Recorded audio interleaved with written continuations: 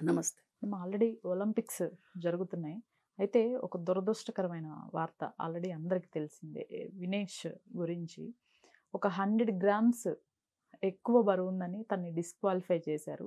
అయితే వాళ్ళ ఫ్యామిలీ కానీ, లే లేకపోతే తను కానీ ఎన్ని media channels, even Punjab CM అందరూ ఇంటికి వెళ్ళినా కూడా కలవటానికి నిరాకరించారట. అంటే ఎంత కష్టపడింది దానికోసం, ఇప్పుడు ఎంత బాధలో ఉన్నారు అనేది అర్థం చేసుకోవచ్చు. వెంటనే రిటైర్మెంట్ కూడా ప్రకటించింది ప్రకటించింది. దాని తర్వాత. ఎలా చూడొచ్చు మేడం ఇట్లా ఈ 100 గ్రామ్స్ అనేది కాన్సెప్ట్ అసలు మెయిన్‌గా? ఇది ఒక రకంగా చాలా దురదృష్టమైన ఘటన అండి. ఇలాంటిది జరగకూడదు. ఎందుకు జరగకూడదంటే, చాలా జరుగుతా ఉంటాయి మన చుట్టుపక్కల దురదృష్టాలు. అవాంఛనీయమైన ఘటనలు జరుగుతా ఉంటాయి. కానీ వినీష్ ఫోగట్ వైపు చూసుకుంటే గనక, ఇవాళ తను అక్కడ పతకం రాకపోవచ్చు. 100 గ్రామ్స్ వంకతోటి తనని పోటీలో డిస్‌క్వాలిఫై చేయొచ్చు. కానీ తను ఈరోజు విశ్వవిజేత. మనం అనుకుందాం. తను అనుకున్నా అనుకోకపోయినా, తనెంత బాధలో ఉన్నా, ఒక రకంగా అవమాన భారం ఇది.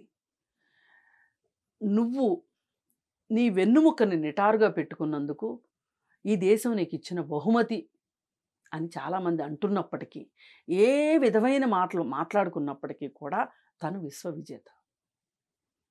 రిటైర్మెంట్ ప్రకటించొచ్చు. రిటైర్మెంటు ప్రకటించిన తర్వాత నేను మళ్ళీ ఆహ్, దాని నుంచి వెనక్కొచ్చేస్తున్నానని చెప్పొచ్చు. ఏమైనా జరగొచ్చు రేపొద్దున. కానీ ఈ రోజుకున్న పరిస్థితి, ఈరోజు వినేష్ ఫోగట్ ఎందుకు 100 గ్రామ్స్ విషయంగా డిస్‌క్వాలిఫై అయ్యింది అని గనక మనం మాట్లాడుకుంటే, కొంచెం వెనక్కెళ్ళి మాట్లాడుకోవాలి. దురదృష్టవశాత్తు మన దేశంలో ఈ క్రీడా సంఘాలు, క్రీడా సమాఖ్యలు అనేవి ఒక రకంగా అనొద్దు, పోరంబోకు సంస్థలుగా తయారైనాయి. ఈ పోరంబోకు సంస్థలని ఎందుకు అనాల్సొచ్చిందంటే, వీటిని రాజకీయ పునరావాస కేంద్రాలుగా చేసేశారు. చేసేసి స్వతంత్రంగా వ్యవహరించవలసిన వాళ్ళు రాజకీయ నాయకులతోటి, రాజకీయ నాయకులకి ఏ పదవి లభించిన అడ్డగాడిదని తీసుకొచ్చి అక్కడ కూర్చోబెడితే, ఒక రవిడీ వెధవని తీసుకొచ్చి అక్కడ కూర్చోబెడితే, వాడికి ఏమనాలి, ఈ కుస్తీ పోటీలకు సంబంధించి, బాక్సింగ్‌కి సంబంధించి వాడికి ఏబీసీడీలు రాకపోయినా గానీ వాడు అధ్యక్షుడు. వాడికేమి తెలుస్తది? ఏమీ తెలీదు. కానీ వచ్చి కూర్చొని పెత్తనం చెలాయిస్తా ఉంటాడు. అలాంటి వాళ్ళ వల్ల మనం దేశం 140 కోట్ల మంది ప్రజలున్నప్పటికీ కూడా, ప్రపంచంలో ఏ దేశంలో లేనంత జనాభా ఉన్నప్పటికీ కూడా, మనము క్రీడల్లో ఎందుకు వెనకబడిపోతున్నాము? మన మన దేశంలో ఉన్న ఒక చిన్న రాష్ట్రంలో ఉన్నంత దేశాలు కూడా ఇవాళ పతకాలు సంపాదించుకుంటున్నాయి. మనం ఎందుకు సంపాదించుకోలేకపోతున్నామని ఏ రోజు మన రాజకీయ నాయకులు ప్రశ్నించట్లేదు, సమాజం ప్రశ్నించట్లేదు. ఎక్కడ వేసిన గొంగళి అక్కడే ఉంటుంది. సోవియట్ రష్యా కావచ్చు, చైనా కావచ్చు, అమెరికా కావచ్చు, బ్రిటన్ కావచ్చు, పథకాల్లో పరిగెడుతున్నారు. కెనడా కావచ్చు, వీళ్ళందరూ. అలాంటిది మనం ఎందుకు చేయలేకపోతున్నాము అంటే, కేవలం ఈ బంధుప్రీతి, ఆశ్రిత పక్షపాతం. పైగా ఇంతకుముందు నా కొడుకుని ప్రమోట్ చేసుకోవాలి అనుకునేవాళ్ళు, నా కూతుర్ని ప్రమోట్ చేసుకోవాలి అనుకునేవాళ్ళు. అదే దురదృష్టం అనుకుంటే, ఇప్పుడు మహిళా అథ్లెట్ల పట్ల, పురుష అథ్లెట్ల పట్ల ఈ సమాఖ్య అధ్యక్షులు చేస్తున్న హింసలున్నాయి చూసారా? వ్యక్తిగత హింసలు, లైంగిక హింసలు, వెరసి మానసిక హింస. ఇవన్నీ చేయడం వల్ల మనకి అర్హులైన వాళ్ళు పైకెళ్ళలేకపోతున్నారు. పైగా ఈ వినీష్ ఫోగట్ వీళ్ళందరూ పైకి తీసుకొచ్చిన సమస్య ఇంకాస్త పెద్ద సమస్య. అదేంటి అంటే, మా సమాఖ్య నుంచి మాకు లైంగిక వేధింపులు ఉన్నాయి అని వాళ్ళు ఒక ఎలిగేషన్ పెట్టారు. పెడితే కేంద్ర ప్రభుత్వం స్పందించక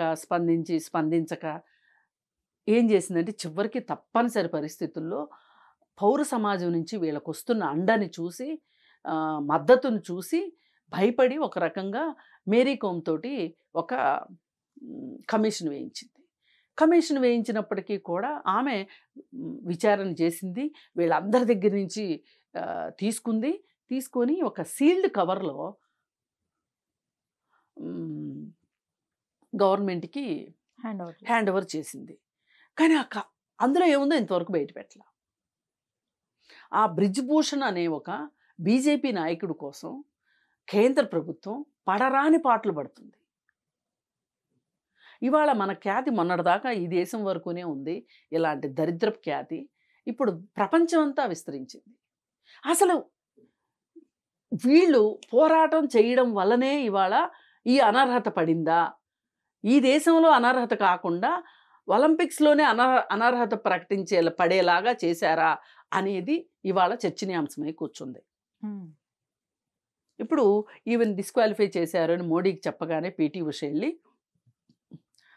మనము ఫైట్ చేద్దాము అని చెప్పారు. ఈరోజు నీకు ఫైట్ చేయాలి అనిపించింది, కరెక్ట్ అనిపించింది. ఆ రోజు వీళ్ళు జంతర్ మంతర్లో చేసిన దీక్షని నువ్వెందుకు పోలీసుల చేత వాళ్ళని కొట్టుకుంటా మెడల్స్ అన్ని తిరిగి ఇచ్చేశారు వాళ్ళు. వాళ్ళ నిరసన ఆ విధంగా తెలియజేశారు. ఎంత బాధ ఉంటే నిరసన చేస్తారండి. అబద్ధం ఎలా అవుతుంది ఆ నిరసన?